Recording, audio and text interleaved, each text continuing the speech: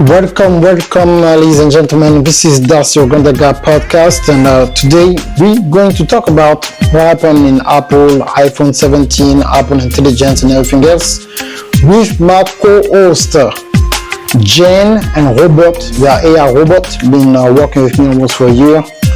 Let's listen to what they have to say and talk to you later. Thank you so much. Welcome to the deep dive. Today we're plunging headfirst into a topic that's, it's not just making headlines, it's actively reshaping our entire world. And honestly, it's not waiting for anyone to catch up. We're talking about artificial intelligence. Exactly. And this isn't some, distant sci-fi future anymore. We're seeing these profound shifts happening right now, transforming everything from how we work, how we learn, even how we interact with our phones and watches. Right. So our mission for this deep dive is to kind of connect to really insightful but quite different perspectives for you. First, we're going to unpack a pretty compelling, almost urgent warning from AI innovator Darcy Ogondaga. He talks about the sheer speed and, frankly, the necessity of adopting AI. He really doesn't pull any punches. No, he doesn't. And then we'll pivot. We'll look at how a tech giant, Apple, is actually, delivering that future right now. They've got these groundbreaking new products, all powered by their own Apple Intelligence. Yeah, and we'll try to pull apart what these two viewpoints really tell us about the immediate future. For work, for personal tech, just daily life, hopefully help you navigate this incredibly fast-moving landscape. Okay, let's unpack this Darcy Ogondaga piece first. Yeah. He sets a pretty stark tone right off the bat, doesn't he? He really does. He's not mincing words about AI being just some passing fad. Yeah. He explicitly says, and I'm quoting here, AI is not a fad. It's not something that is going to be like here for a moment and then disappear. That's a strong statement. And what's so compelling is his declaration that AI isn't temporary. It's permanent. It's rapid. Yeah. And it demands immediate adaptation from everyone, individuals, businesses. Right. He says we all need to take stock, figure out how we function, and find ways to be more efficient, faster, better. Yeah. Specifically with AI. Exactly. But then he puts this timeline on it. 18 months. Yeah. He warns that within just 18 months, pretty much every industry, every HR department in North America is likely going to require some kind of AI knowledge, like a certificate or proof you know how to use it just to do your job. Uh-huh. Does that sound realistic? Or is he just trying to shock people into action? 18 months seems incredibly fast for that level of systemic change. It is incredibly ambitious, no doubt. But his confidence seems to come from a few places. He highlights, for instance, that AI infrastructure is the number one priority for the U.S. government. He even mentions, talks between Zuckerberg and Trump about the billions being poured into it. Okay, so big money, big government focus. Right. That signals a huge shift. And he also talks about education. He predicts the whole system will look so different in just 5 to 7 years. Think about that. A 10-year-old today, by the time they're 18, how they approach college, how they learn, it'll be fundamentally different. Wow. So it's not just job skills changing, it's learning itself. Exactly. It's foundational. And he gets specific too, doesn't he? He gives examples of traditional jobs already being impacted. Yeah, and that raises the big question. What does this actually look like for jobs we thought were, pretty secure? He argues, for example, that spending years training to be a web designer, kind of obsolete now. Obsolete. Yeah, he claims coding a website in 2025 without AI just makes no sense. Huh. And he goes even further with graphic designers. He says their job, the traditional way of doing it, is basically gone. Gone, yeah, that's harsh. Well, he means AI tools can now do so much of it. Concept generation, rendering, super fast. Okay. And he also mentions executive assistants, receptionists. It says AI tools can immediately replace core tasks like phones, booking, calendars. Right. So his point seems to be AI isn't coming for your job, but someone using AI definitely is. That's precisely it. It nails the core argument. It's about skill transformation, not necessarily total elimination for everyone. So you have to learn this stuff. Yeah. You can't just assume your job is safe. You really can't. And the responsibility for that learning... And it's probably a mix, right? Individuals, companies, maybe government programs. Makes sense. He uses that website analogy, which I thought was quite powerful. Yeah, tell us about that. He reminds us, 20 years ago, lots of businesses, especially those person-to-person services, thought, nah, we don't need a website. Right. Seems crazy now. Totally crazy. He points out even local restaurants now often do more business through online to-go orders than people actually sitting inside. Uh-huh. So the implication is pretty clear.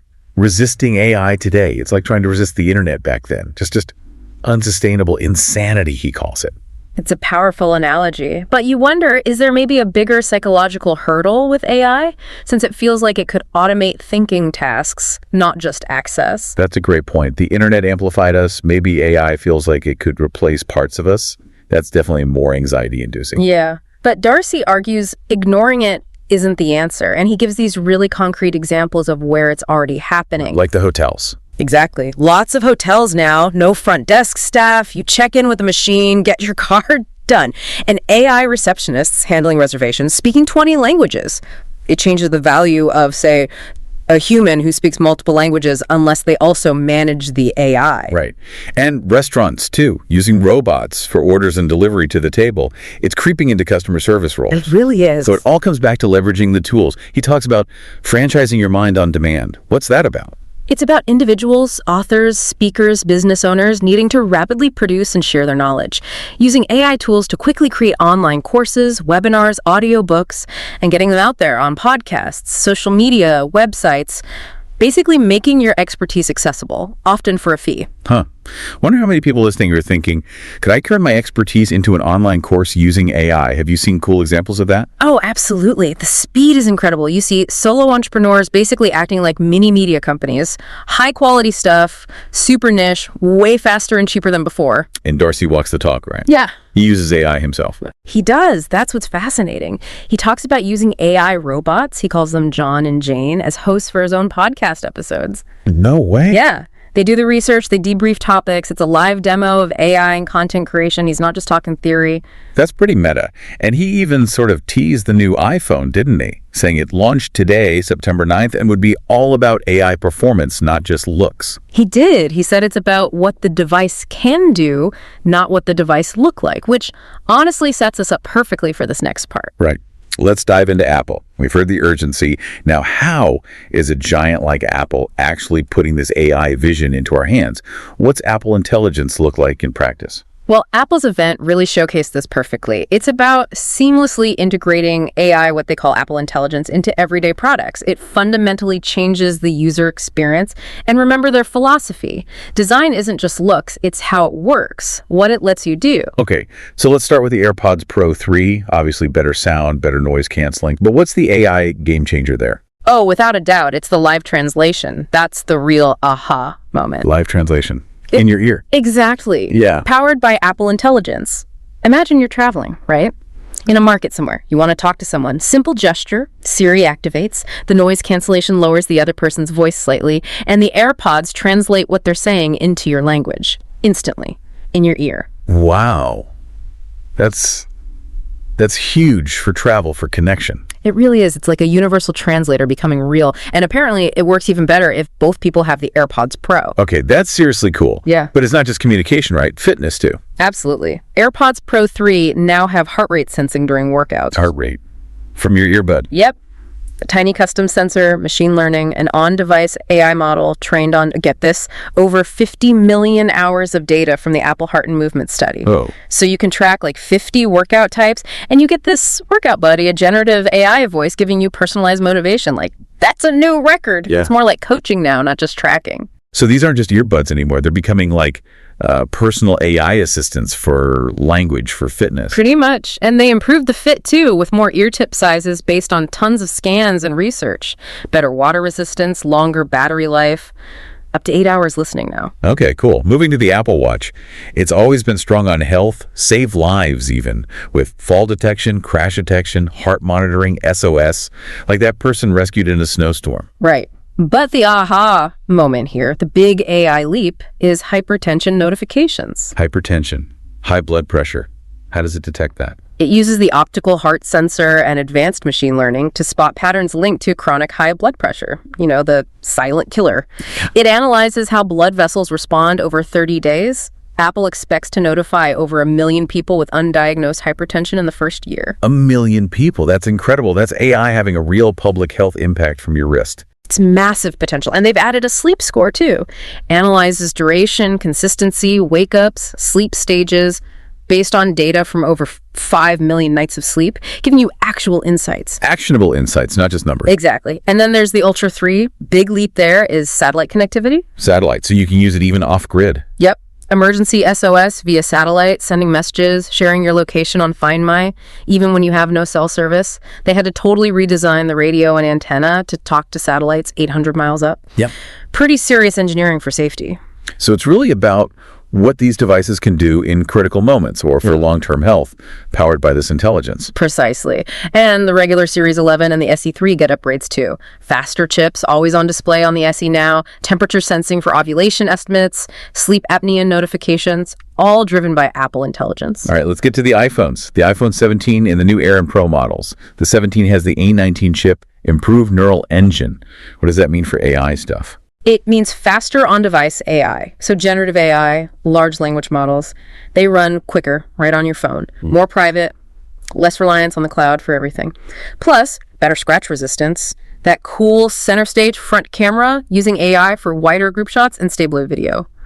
And live translation now works in phone calls, FaceTime, messages. Okay, and the iPhone Air. Okay.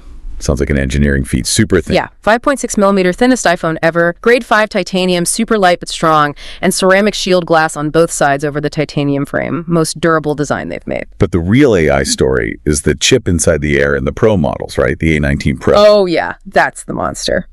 This is where it gets really interesting for AI power users. It has neural accelerators built directly into the GPU cores. Into the graphics cores. Exactly. So it's not just running AI, it's accelerating it within the graphics processing itself. Apple says it delivers up to 3 times the peak GPU compute of the previous 18 Pro. They literally called it MacBook Pro levels of compute in an iPhone, tailor-made for heavy AI tasks. MacBook Pro levels in a phone. Yeah. That's just wild. What does that actually let you do, though, especially with like photos and video? Well, that power enables some really advanced camera stuff.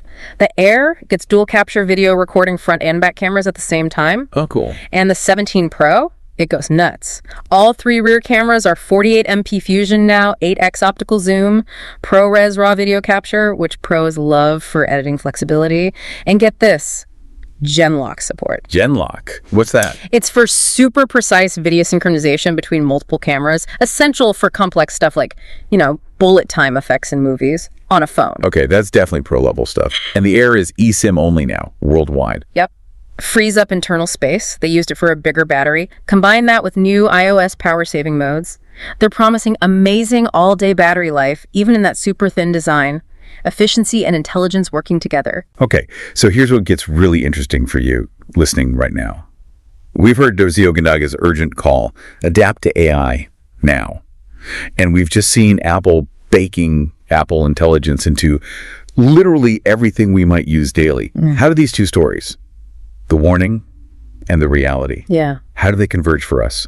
The individual, the professional. I think the connection is really profound, actually. Darcy's call for immediate AI adoption is being powerfully demonstrated, almost validated by what Apple just announced. Apple Intelligence isn't just, some new features bolted on. It's making complex AI accessible, integrated, almost indispensable to daily life. Yeah. It perfectly mirrors those societal shifts Darcy was warning about, but now it's tangible. It's in the device in your pocket or on your wrist. Yeah, it's not some separate tool you have to consciously decide to go learn anymore, is it? AI is becoming the underlying intelligence just woven into how things work. Exactly. And Darcy's warning that someone using AI will replace those who don't.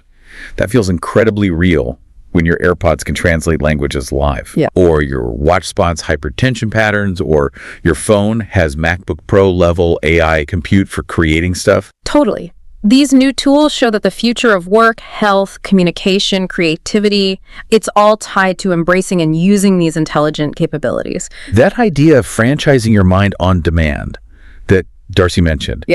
It feels directly enabled by these new iPhones, right? The cameras, the pro video features, the raw processing power. It lets individuals create and distribute content like never before. Absolutely. It really shifts the focus. It's moving beyond just understanding what AI is to understanding how it fundamentally changes what you personally can actually do, what you can achieve. Wow. Okay, this has been a true deep dive. AI isn't just coming, it's here, shaping our present and demanding our attention and adaptation. It really is. And it definitely raises an important question, I think, for everyone listening to consider as they process all this. Yeah. What's that? Well, just reflecting on how fast AI is getting baked into everything. Yeah. From health monitoring on your wrist to talking to someone across a language barrier. Yeah. What old way of doing something, maybe in your own life or in your business, what's most ripe for an AI-powered transformation?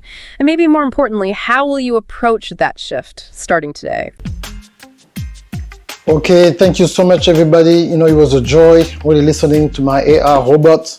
For more information about everything I'm doing, go to reformationleadership.com and follow us on all podcast platforms. Darcy Ogondaga, Reformation Leadership. Thank you so much, and I will see you next time. Bye-bye.